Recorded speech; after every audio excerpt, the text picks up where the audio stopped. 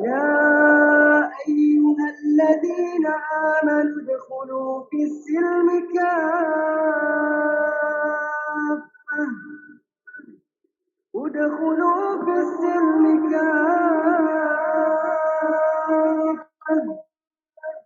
ادخلوا في السلم كافة.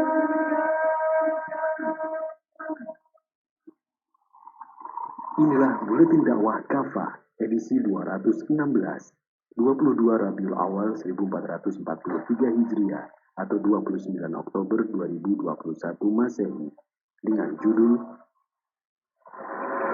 Murtad dan Konsekuensinya.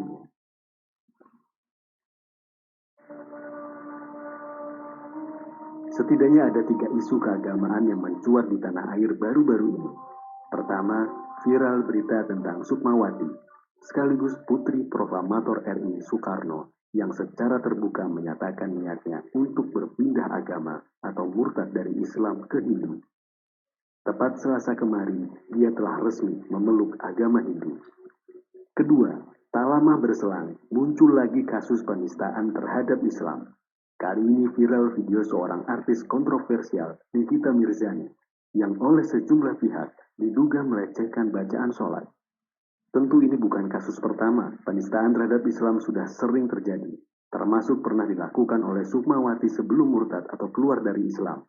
Dia pernah mengklaim konde lebih baik dari cadar atau jilbab. Dia juga menganggap suara kidung lebih indah dari suara azan. Di saat yang lain, dia pun pernah membandingkan Soekarno dengan Nabi Muhammad SAW. Ketiga, muncul lagi pernyataan kontroversial dari Ade Armando. Kali ini dia menyatakan bahwa dirinya memang beragama Islam, namun dia dengan tegas menolak syariah Islam. Alasannya, kata dia, saya tidak percaya umat Islam harus menjalankan syariah Islam. Dia mengungkap sikap beragamanya di dalam video berjudul Mengapa Saya Tidak Percaya Pada Syariah, yang tayang di Cokro TV Senin 25 Oktober 2021 yang lalu. Pertanyaannya, mengapa saat ini orang begitu mudah murtad dari Islam? Mengapa pula sering terjadi kasus penistaan terhadap Islam seperti pelecehan Al-Quran, Nabi Muhammad SAW, syariah Islam, jilbab, jihad, khilafah, dan lain-lain? Mengapa juga masih ada muslim yang menolak syariah Islam?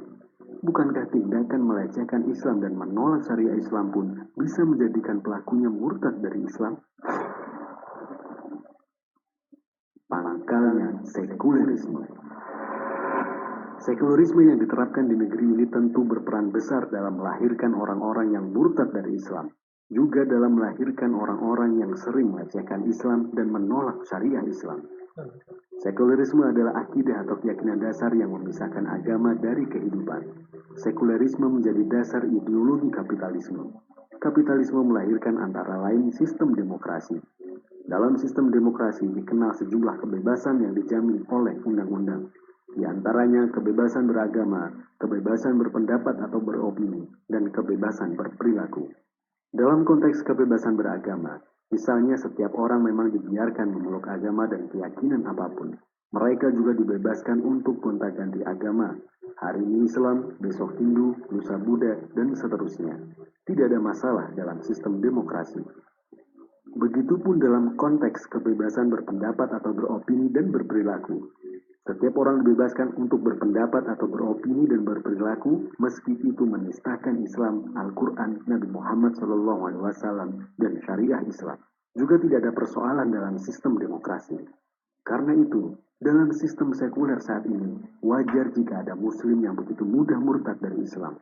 Banyak pula muslim yang melakukan tindakan pelecehan terhadap Islam atau terang-terangan menolak syariah Islam. Padahal tindakan demikian pun bisa membuat pelakunya murtad dari Islam. Konsekuensi murtad. Dalam Quran surat Al-Maidah ayat 54, Allah Subhanahu wa taala berfirman, "Wahai orang-orang yang beriman, siapa saja di antara kalian yang murtad atau keluar dari agama kalian, pasti Allah akan mendatangkan suatu kaum yang dia cintai dan mereka pun mencintai dia.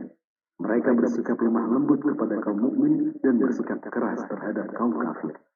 Menurut Imam Ibnu Katsir rahimahullah, melalui ayat ini Allah Subhanahu wa taala menginformasikan tentang kekuasaannya yang agung.